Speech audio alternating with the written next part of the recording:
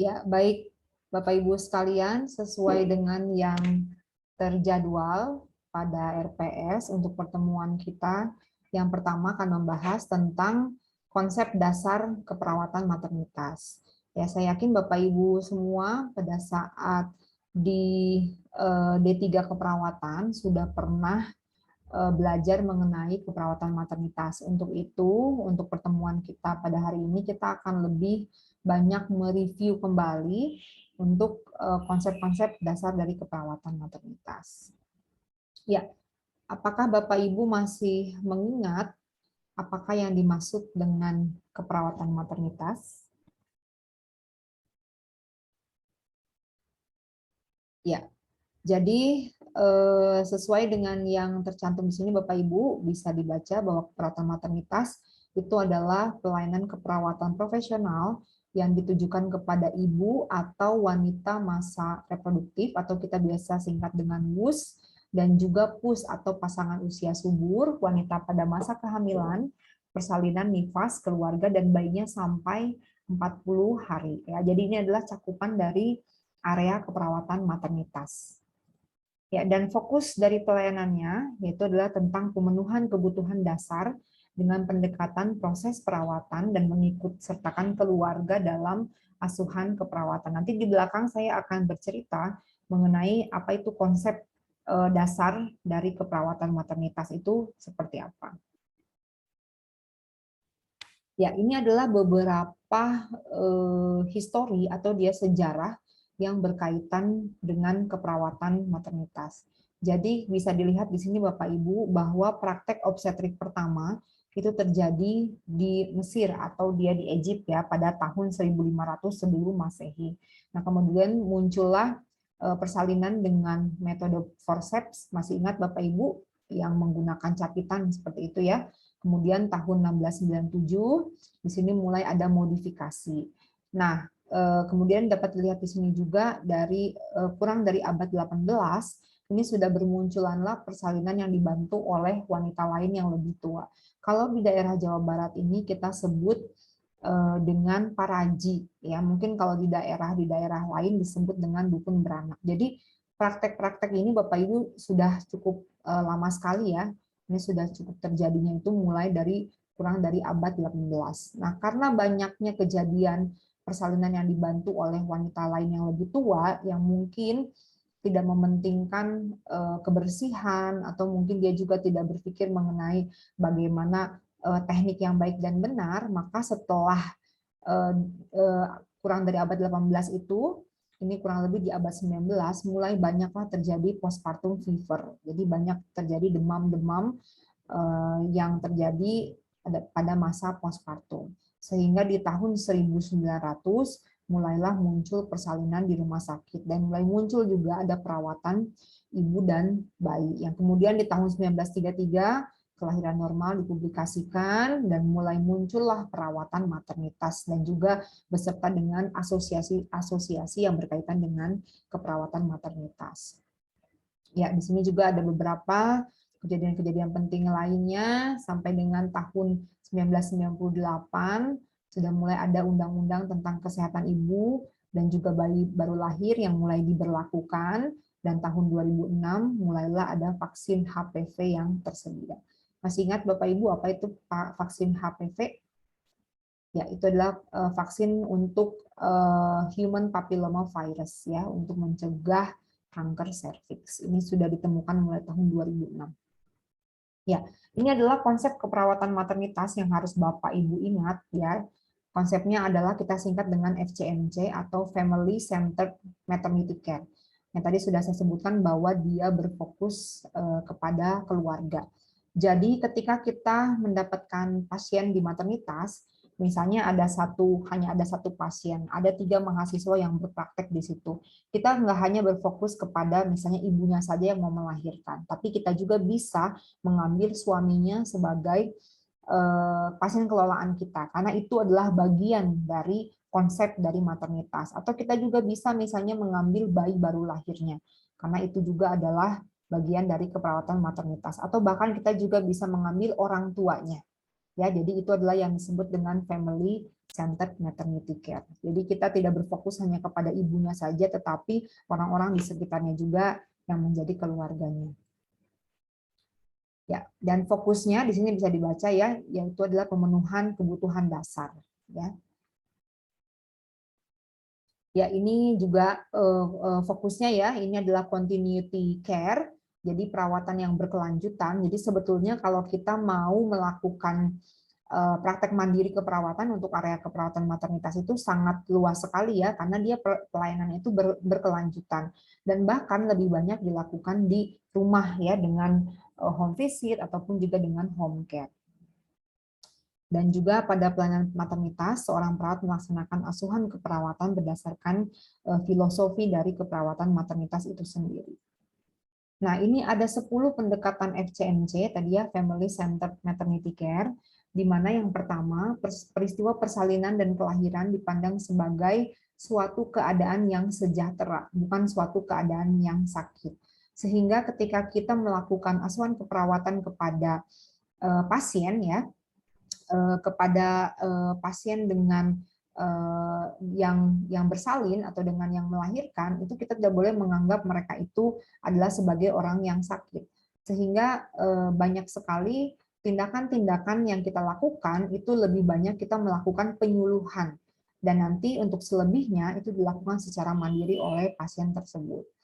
Dan bahkan juga nanti saya akan cerita juga ya, untuk kunjungan pasien itu seharusnya pada persalinan dan kelahiran ini itu tidak dibatasi ya, apalagi misalnya ibunya dengan tidak memiliki riwayat penyakit penyerta ataupun tidak memiliki komplikasi pada proses persalinan dan kelahirannya.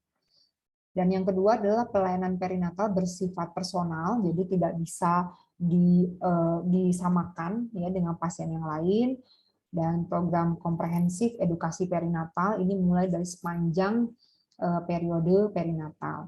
Kemudian penyedia layanan kesehatan ini membantu keluarga agar dapat membuat keputusan untuk perawatan mereka dan membantu keluarga memiliki pengalaman yang positif. Nah, sayangnya ada banyak sekali yang saya lihat di keperawatan maternitas ya, terutama misalnya di ruangan bersalin dan lain-lain. Terkadang kita melihat si yankesnya ini ya, kadang-kadang judes-judes gitu, sehingga ketika mereka mau misalnya mau melahirkan lagi atau misalnya mereka mau melakukan pemeriksaan kehamilan, mereka tidak punya pengalaman yang positif sehingga kadang-kadang mereka jadinya trauma. Mungkin ada banyak misalnya ibu yang trauma melahirkan karena ketika dia mendapatkan pelayanannya tidak baik gitu ya, sehingga membuat mereka menjadi trauma. Seharusnya ketika kita memiliki pendekatan FCMC ini di keperawatan maternitas, harusnya hal demikian tidak terjadi.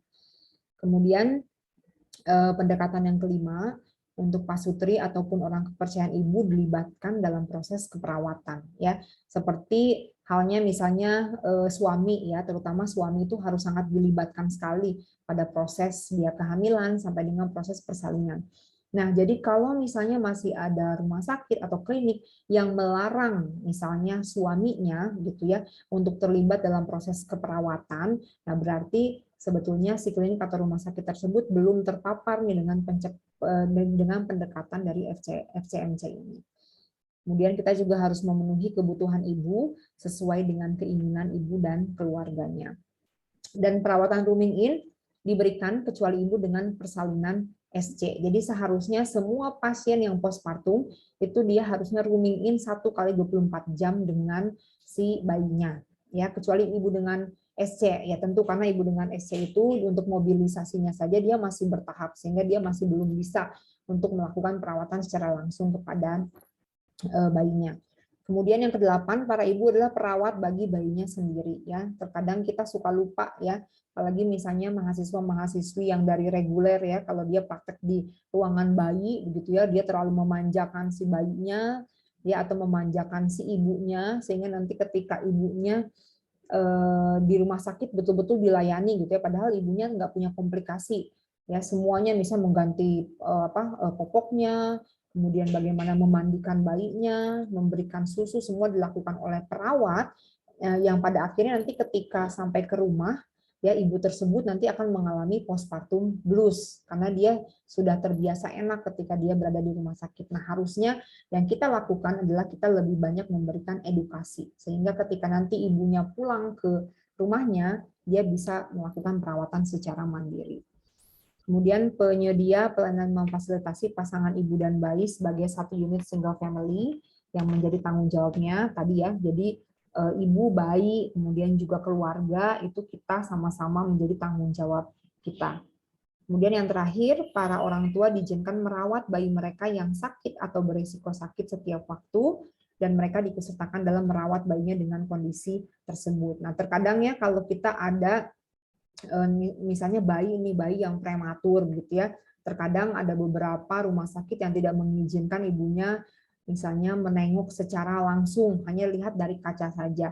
Padahal ya, menurut beberapa penelitian yang sudah saya baca, ketika misalnya ada bayi yang dia BBLR ya, walaupun dia dengan menggunakan alat tentunya dengan hati-hati ya, ketika dia dilakukan kangguru mother care bersama dengan ibu dan bayi ya, skin to skin, itu ternyata sudah terbukti dapat membuat bonding attachment antara ibu dengan bayi terbangun sehingga nanti si refleks sucking dari si bayinya itu malah dia menjadi lebih terangsang ya sehingga bayinya akan lebih mudah dia melakukan penghisapan ketika dia diberikan air susu ya.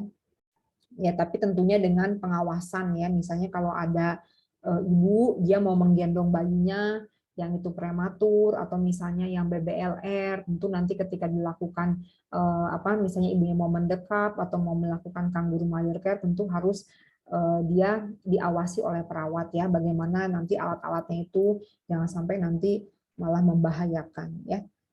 Ya, itu adalah pendekatan FCMC. Ya, baik. Ini yang selanjutnya, nah ini adalah paradigma dari keperawatan maternitas ya. Tentu fokus kita adalah manusia sebagai klien kita yang menjadi fokus asuhan keperawatan yang tentu dia dipengaruhi juga oleh lingkungan. Lingkungan di sini adalah baik dari nilai, sikap, dan juga perilaku. Dan ini juga kita bukan hanya berbicara baik sehat secara fisik, tetapi juga secara psikologis ya. Karena banyak sekali kita terkadang lebih menyentuh ke fisiknya, padahal psikologis di area keperawatan maternitas ini sangat berpengaruh sekali ya kepada nanti kualitas kesehatan dari si pasien kelolaan kita. Nah, untuk tujuan dari keperawatan maternitas ini tentunya membantu US dan PUS ya, wanita usia subur dan pasangan usia subur mengatasi masalah reproduksi. Kemudian membantu calon ibu melihat kehamilan dan persalinan sebagai proses fisik dan psikologis yang normal. Ya, ini mereka harus tahu. Misalnya kalau ibunya merasakan ketika di trimester ketiga merasakan dia kurang nyaman ketika dia tidur atau dia sering kencing di malam hari, itu adalah memang keadaan fisik yang memang dia normal. Misalnya dia menjadi lebih cemas, terkadang sedih dan lain sebagainya, itu adalah keadaan psikologis yang normal. Kemudian kita juga harus memberikan informasi kepada calon orang tua selama kehamilan dan persalinan. Dan memberikan dukungan ya agar ibu hamil memandang kehamilan sebagai pengalaman yang positif dan menyenangkan ya. Karena terkadang beberapa ibu mengalami HEG ya, hiperemesis gravidarum atau mual muntah yang berlebihan ya, supaya dia tidak berpengaruh juga terhadap psikologis ibu yang tentu akan berpengaruh kepada psikologis dari janinnya juga. Kemudian deteksi dini penyimpangan dari keadaan normal dan juga tentunya kita harus memahami sosial ekonomi klien ya. Bagaimana ketika klien kita sedang hamil, kemudian kita juga harus bisa memberikan penyuluhan atau memberikan edukasi bagaimana mereka harus mempersiapkan bagaimana tabungan mereka misalnya ketika mereka mau melahirkan, kemudian bagaimana perencanaan melahirkannya mau di mana ya. Apakah di klinik, apakah di rumah sakit, siapa nanti yang akan membantu persalinan, dan lain sebagainya. Ya, ini adalah perbedaan ya dari pendekatan tradisional dan juga pendekatan keluarga. Ya, ini yang harus kita lihat. Kita ada di pendekatan keluarga, kita akan lebih banyak ke preventif dengan penyuluhan, kemudian partisipasi keluarga diutamakan, lebih banyak rawat gabung, dan kaitannya dengan kontak dini, jam besuk, jadwal ASI ini lebih fleksibel. Karena tadi kita melakukan rooming in 1 kali 24 jam. Nah, seharusnya juga tidak ada jam besuk ya, karena kita melihat bahwa ibu yang melahirkan itu adalah keadaan yang normal dan ibu tersebut adalah orang yang kita anggap sehat, bukan orang yang sakit. Kecuali kalau ibu tersebut mengalami komplikasi postpartum. Kemudian keterlibatan keluarga dalam perawatan lebih diutamakan dan pulang secepat mungkin ya, dan mobilisasi dini itu sangat dianjurkan, dan juga kunjungan rumahnya lebih banyak. Nah, ini adalah yang kita lakukan pendekatan keluarga. Nah, ini adalah contoh implementasi konsep keperawatan maternitas ya. Kalau dia di rumah sakit seperti ini, single room maternity care ya. Di sini kita lihat bahwa desainnya ini, jangan lihat dari gambarnya ya, ini sepertinya kayak susah atau mahal gitu ya membuat seperti ini. Yang bisa dilihat adalah di sini dibuat suasananya senyaman mungkin, tidak seperti di rumah sakit ya. Dibuat ruangan-ruangan di mana bisa berkumpul keluarga, kemudian box bayinya juga didekatkan ya. Dan di sini juga bisa dilihat ini adalah kakaknya ya, mungkin ini anak yang pertamanya juga dilibatkan sehingga dia tidak terjadi yang namanya sibling revival, atau si kakaknya ini nanti dia nggak suka sama si bayinya ya, sama adiknya, karena orang tuanya lebih memperhatikan, makanya di sini dia lebih dilibatkan. Nah, sedangkan implementasinya itu di rumah, dia adalah dengan dilakukan home birth. Tapi home birth ini dia dibantunya itu adalah oleh tenaga profesional ya, bukan kalau kayak di Indonesia melahirkan di rumah dibantunya oleh paraji atau dukun beranak ya, bukan seperti itu. Nah, ini adalah beberapa perkembangan keperawatan maternitas ya, bisa Bapak Ibu baca mulai tahun 90, kemudian tahun 94 ya, ada banyak sekali terjadi pergerakan-pergerakan. Silakan bisa Bapak Ibu baca. Kemudian di tahun 95 dan juga 97 sampai akhirnya kalau di Indonesia ini mulai di tahun 1999 ya. Karena awalnya itu karena WHO membuat program Making Pregnancy Safer, kemudian Depkes RI mengadakan lokakarya turunan dari program tersebut, melakukan lokakarya kesehatan reproduksi, maka mereka membuat ada namanya Gerakan Sayang Ibu dan muncullah 4 pilar Safe Motherhood. Apa itu 4 pilar safe motherhood? Nah, seperti ini. Dimulai dari yang namanya kesetaraan gender. Jadi kesetaraan gender ya, di mana para perempuan ya atau wanita dia boleh mendapatkan basic maternity care ya, pelayanan maternitas yang paling dasar ya atau yang basic itu dimulai dari primary health care, atau dia munculnya itu adalah pertama ada di puskesmas. Apa saja perawatan-perawatan yang mereka dapatkan? Ada 4 hal ini. Yang pertama adalah keluarga berencana, kemudian dia juga antenatal care, kemudian juga persalinan yang aman, dan juga mendapatkan perawatan obstetrik yang esensial. Nah, kalau keempat hal ini ya, pelayanan maternitas yang basic ini bisa didapatkan di puskesmas, mulai dari di puskesmas, maka muncullah yang namanya 4 pilar safe motherhood ini ya. Jadi segala sesuatunya sebenarnya bisa dimulai dari mana? Dari puskesmas ya. Memang diharapkan seluruh puskesmas yang ada di Indonesia memiliki basic maternity care ini ya, sehingga tadi yang Gerakan Sayang Ibu atau safe motherhood ini bisa tercapai. Nah, mungkin Bapak Ibu juga bisa merefleksikan di tempat Bapak Ibu bekerja, terutama yang di puskesmas atau yang di daerah yang mungkin di pelosok begitu ya, apakah pelayanan maternitas yang dasar ini apakah sudah dimiliki tidak di puskesmas tempat Bapak Ibu bekerja ya. Seharusnya sudah ya, sehingga ini juga bisa membantu untuk menurunkan angka kematian ibu. Nah, ini adalah lingkup kewenangan dan tanggung jawabnya ya, tidak jauh dari pemenuhan kebutuhan klien ya. Tentu kalau di keperawatan maternitas itu kita pasti akan berbicara mengenai kebutuhan dasar, dan saya rasa semua area keperawatan pasti basic utamanya itu adalah dari pemenuhan kebutuhan dasar. Ya, saya akan berbicara mengenai profil kesehatan ibu dan anak di Indonesia ya tahun 2020, karena ini yang data paling terakhir yang saya dapat ini adalah di tahun 2020. Nah, kita bisa melihat bahwa angka kematian ibu di Indonesia ya mulai tahun 91 sampai dengan 2015 mengalami fluktuatif ya. sempat turun, kemudian dia naik lagi ya. Ini untuk per 100.000 kelahiran hidup, bisa dilihat di grafik yang ada di layar Bapak Ibu. Nah, penyebab besarnya itu ya, yang paling besar itu tahun 2020 itu biasanya untuk angka kematian ibu itu masih didominasi oleh kasus perdarahan. Kemudian ada disusul dengan hipertensi dan juga gangguan sistem peredaran darah ya. Jadi terkadang kita selalu menyepelekan ya, biasanya kalau perdarahan itu terjadi paling banyak itu terjadi pada postpartum ya.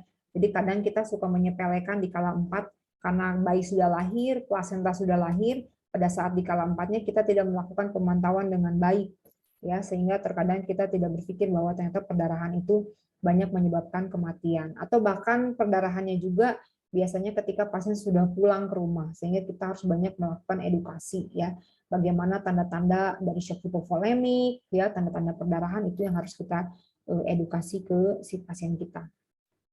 Nah, sedangkan untuk cakupan pelayanan kesehatan ibu hamil ya keempat atau kunjungan keempat ya, karena untuk kunjungan antenatal care ya sampai dengan tahun 2020 itu kan masih K4 ya, tapi sekarang dengan buku KIA yang terbaru sebetulnya sudah berubah ya, di mana kunjungan kesehatan ibu hamil, kunjungan ibu hamil itu dia harus minimal dilakukan 6 kali, tapi ini data sampai 2020 maka masih K4. Ya, kita lihat di sini di tahun 2019 ini 88,5%, tetapi di tahun 2020 ini mengalami penurunan, kunjungan K4 itu sampai ke K4 itu adalah 84,6%. Ya, kalau saya baca dari profil itu ini dikarenakan karena adanya pandemi ya. Ketika ada pandemi COVID-19 memang kunjungan ibu hamil itu sangat dibatasi. Nanti saya akan cerita di belakang bagaimana ada terjadi perubahan kunjungan ibu hamil ya pada masa pandemi COVID. Dan untuk cakupan imunisasi ya, imunisasi TT tentunya ya, di sini cakupannya untuk TT1, 2, 3, 4 sampai dengan 5 ini persentasenya lumayan kecil ya, sampai dengan TT5 itu hanya 15,8%. Dan cakupan peserta KB aktif ya, jadi ternyata di Indonesia tahun 2020 itu se-Indonesia yang melakukan atau yang menjadi peserta KB aktif itu hanya 67,6%. Ya, jadi tidak sampai 100%. Dan yang paling bagus ini cakupannya ada di Bengkulu ya, ini bisa dilihat, ini 71,3 disusul oleh Kalimantan dan seterusnya. Kita lihat Jawa Barat ya, Jawa Barat ini ada di 66,2%. Sedangkan DKI malah jauh ya, DKI ternyata di sini 56,5% untuk cakupan peserta KB aktifnya. Nah, ini mungkin bisa jadi penelitian ya, penelitian Bapak Ibu untuk nanti bisa dilihat daerah Bapak Ibu di mana, kenapa nih peserta KB aktifnya nggak nyampe 100%, atau bisa dibandingkan dengan target di daerahnya itu berapa sih, apakah targetnya tercapai atau tidak. Kita bisa lihat faktor apa sih yang mempengaruhi ini ya. Ini mungkin bisa menjadi salah satu judul skripsi Bapak Ibu. Nah, sedangkan untuk cakupan peserta KB aktif ya, menurut metode kontrasepsinya tetap masih dominasi 72,9% itu dengan KB suntik, disusul pil, kemudian IUD, implan ya, kemudian mau ya, kondom dan juga NOP. Kemudian, nah, apa sih yang bisa kita lakukan untuk menurunkan AKI dan AKB? Tentunya dengan peningkatan pelayanan antenatal, pertolongan persalinan yang bersih, kemudian juga dengan adanya PONET dan juga PONEK ya, yang dapat dijangkau secara tepat waktu oleh masyarakat yang membutuhkan.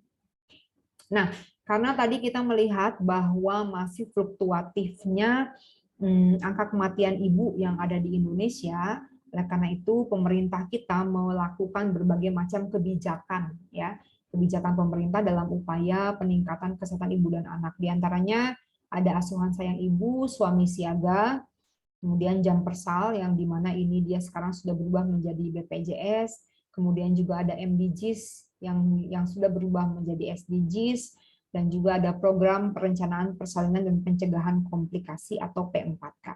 Saya akan bahas satu persatu.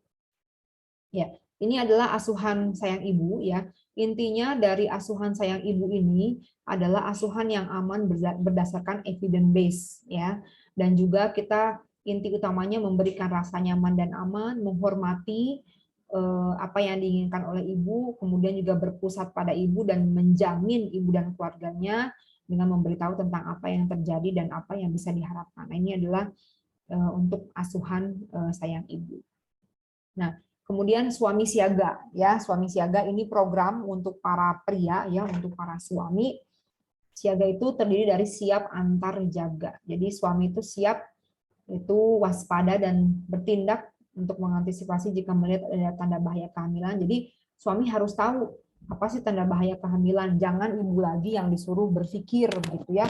Sudah ibu mengandung 9 bulan ya dengan segala hal yang dia rasakan ya, jangan lagi dibebani lagi dengan dia harus apa namanya harus tahu lagi tentang ya memang ibu tersebut harus tahu tentang tanda bahaya kehamilan, tapi alangkah lebih baik suaminya juga mengetahui sehingga ketika terjadi sesuatu hal kepada ibu ya suami akan siap ya.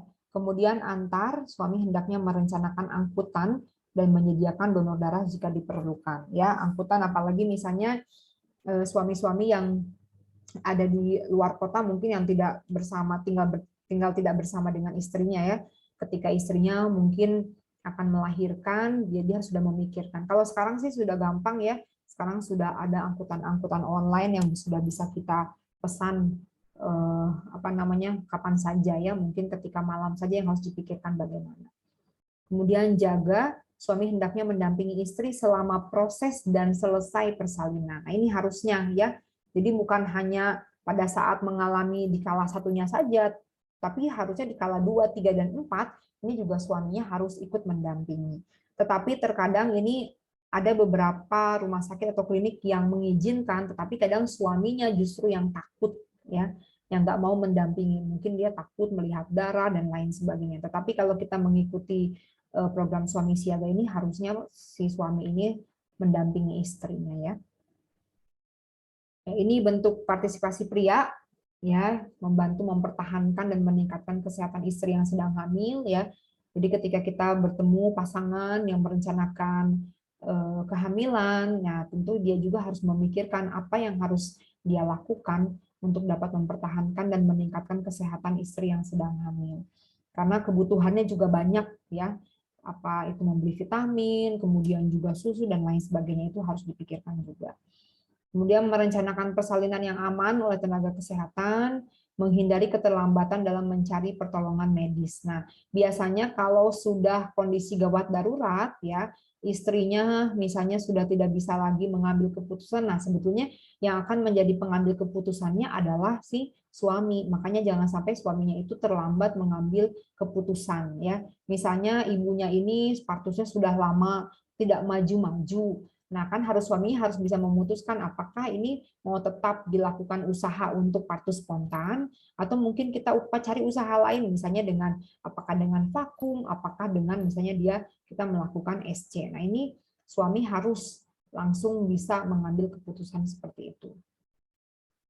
Nah, itu tadi yang suami siaga. Selanjutnya adalah jam persal. Ya, ini jaminan persalinan ini sudah menyatu juga dengan BPJS ya. Jadi sekarang BPJS juga sudah mengcover ini untuk apa namanya kehamilan, bersalin, nifas dan juga untuk BBL. Ini jaminannya ini tadi ya sudah saya sebutkan. Oke. Ya, yang selanjutnya adalah program ini program global ya, Millennium Development Goals atau MDGs. Jadi dulu ini tahun 2000 sampai dengan 2015. Nah, tetapi karena tidak tercapai ya, karena si goals-nya atau tujuannya tidak tercapai, makanya dilakukan lagi pertemuan dunia di September 2015. Nah, di sini diperpanjang lagi nih ceritanya. Si agenda pembangunannya itu menjadi ke tahun 2030 untuk pembangunan berkelanjutan. Nah, ini kesepakatan pembangunan baru yang mendorong perubahan yang bergeser ke arah pembangunan berkelanjutan yang berdasarkan hak asasi manusia. Ya, jadi yang tadinya kita lihat di sini MDGs itu ada 8 ya, ada 8 goals-nya.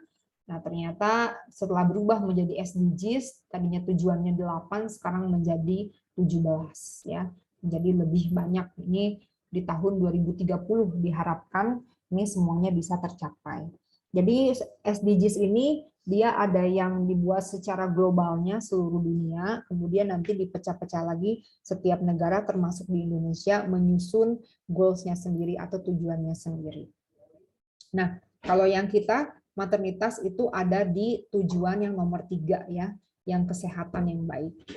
Nah, di sini yang kaitannya dengan maternal health ya, goal yang ketiga, ini ada ensure healthy lives and promote well-being for all at all ages. Ya, di sini salah satunya adalah kita harus melihat angka kematian ya, ini harus dia turun ya, harus turun 50%-nya sampai dengan ini kalau dilihat di tahun 90 ya. Ini adalah beberapa kejadian-kejadian ya yang terjadi di tahun-tahun sebelumnya. Sini juga di Eastern Asia, Northern Africa ya, di sini juga sudah mulai turun juga 2/3-nya ya, tetapi di sini kita bisa lihat juga bahwa di negara-negara berkembang ya, di sini masih kita lihat di sini angkanya 14 kali lebih tinggi dibandingkan dengan negara berkembang ya, angka kematian ibunya. Sini ya. Kemudian di sini juga kebutuhan ya, the need for family planning is slowly being met for more women, but demand is increasing at a rapid pace ya. Ini juga kebutuhan mengenai keluarga berencana juga ya, ini sebetulnya sangat diperlukan sekali. Nah, oleh karena itu akhirnya dibuatlah target ya, target untuk goals yang ketiga khususnya di maternal health, di mana targetnya itu di tahun 2030 kita harus dapat menurunkan ya kematian global maternal ya, itu harus di bawah 70/100.000 kelahiran hidup. Ya, kalau kita lihat tadi angka kita masih ada di angka 300-an sekian. Itu tahun 2020. Nah, semoga di tahun 2030 bisa sampai di bawah 70. Targetnya harus di bawah 70. Kemudian tahun 2030 juga ya untuk kematian bayi baru lahir, dan juga ini children under 5 years of age ya. Ini adalah anak di bawah usia 5 tahun. Ini juga harus turunnya itu di angka 12 ya. Jadi harus 12/1000 kelahiran. Kalau di bawah 5 tahun ini harus dia 25/1000 kelahiran hidup. Nah, ini adalah target yang dicanangkan secara global yang kaitannya dengan kesehatan maternal atau maternal health. Nah, kemudian program yang terakhir adalah program P4K ya, di mana di sini harus ada di tingkat puskesmas itu harus ada Ponet dan juga Ponek ya. Di sini bersama dengan program Desa Siaga. Jadi ini programnya disatukan dengan program Desa Siaga. Nah, yang menyebabkan sulitnya mencapai penurunan angka kematian biasanya karena penolongan persalinannya ya. Jadi kita masih banyak di daerah-daerah yang tadi masih menggunakan paraji, masih menggunakan dukun beranak ya. Kemudian layanan kesehatan ibu dan anak yang belum memadai dan keterbatasan anggaran. Penyebab kematian anak lebih banyak itu karena infeksi dan juga karena kalau BBL atau yang neonatal itu karena prematur, BBLR, asfiksia dan juga sepsis. Ya, ini bisa dibaca oleh Bapak Ibu ya untuk kematian anak ya, ini untuk Sandermas makanan bayi ya. Ini anak di apa namanya untuk bayi ini sebenarnya kalau maternitas itu Bapak Ibu ya untuk membedakan keperawatan maternitas dan anak dalam merawat bayi ya. Kalau misalnya kita ini maternitas hanya merawat bayi sampai 28 sampai dengan 40 hari. Ada yang bilang sampai 28, ada yang bilang sampai 40 hari. Kita buat saja sampai dia usia 40 hari. Tetapi ketika bayinya itu dalam keadaan sehat. Kalau masih dalam keadaan sehat itu masuk area keperawatan maternitas. Tapi ketika bayinya itu lahir, mengalami prematur, mengalami BLR, asfiksia, itu langsung masuk ke area keperawatan anak ya. Itu yang membedakannya. Kemudian tantangan angka kematian ibu yang menyebabkan kesulitan mencapai target MDGs ya, yang akhirnya berubah menjadi SDGs itu adanya karena masih rendahnya cakupan ANC, penyakit infeksi, dan juga perdarahan. Nah, faktor-faktor yang mempengaruhi keberhasilan dari kehamilan, jadi kalau kita mau mendapatkan kehamilan yang optimum dan juga hasil yang sehat, ini adalah faktor-faktor yang harus dimiliki. Tidak ada infeksi dalam kehamilan, ibu tersebut tidak merokok, tidak minum minuman keras, dapat nutrisi yang bagus, kemudian tidak terpapar zat toksik, kemudian jumlah bayi dalam keluarga ya, jadi bagaimana jaraknya ya, jarak kelahiran ke satu dan seterusnya. Kemudian usia ibunya tidak terlalu tua, tidak terlalu muda, kondisi waktu melahirkan, perawatan bayi segera setelah lahir, karakteristik keturunan ini juga ya, siapa tahu punya keturunan-keturunan yang memang misalnya penyakit-penyakit yang berpengaruh terhadap proses kehamilan dan persalinan, kemudian juga ibunya tidak mengalami trauma atau sakit selama hamil. Nah, jika ke semua faktor ini dimiliki, maka ibu tersebut akan mengalami atau mendapatkan kehamilan yang optimum dan juga hasil yang sehat. Beberapa tren dan isu dalam keperawatan maternitas ya, ini karena mengalami perubahan dari waktu ke waktu, ada perubahan struktur sosial ya, kemudian juga gaya hidup cenderung lebih bervariasi ya, cenderung mobile, sehingga dampak terhadap keperawatannya harus memonitoring kesehatan, pendidikan kesehatan, dan pelayanan kesehatan yang terjadwal. Kalau karena adanya peningkatan biaya kesehatan, maka pelayanan kesehatannya harus komprehensif di tingkat puskesmas ya, atau public health center. Perkembangan teknologi ya, kemudian juga ada perubahan pola sakit. Nah, ini tren dalam fertilisasi angka kelahiran ya, ini silakan Bapak Ibu bisa dibaca.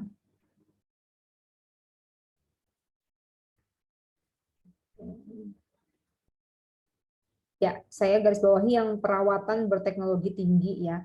Ini sebetulnya beberapa tahun yang lalu ya, kalau di luar negeri kayak misalnya telehealth, telenursing, kemudian penggunaan PDA ini sudah jauh, sudah ada ya, sudah sangat sudah bisa dibilang sudah merebak lah. Nah, hanya di Indonesia itu terjadi ya telehealth, telenursing itu terjadinya itu ketika ada pandemi COVID-19. Bapak Ibu tahu apa itu telehealth dan telenursing? Nah, kalau Bapak Ibu pernah mengakses misalnya Alodoc, Halodoc, nah itu adalah bentuk dari telehealth. Sedangkan telenursingnya itu yaitu adalah dia yang perawatan. Jadi dia menggunakan jarak jauh seperti itu ya.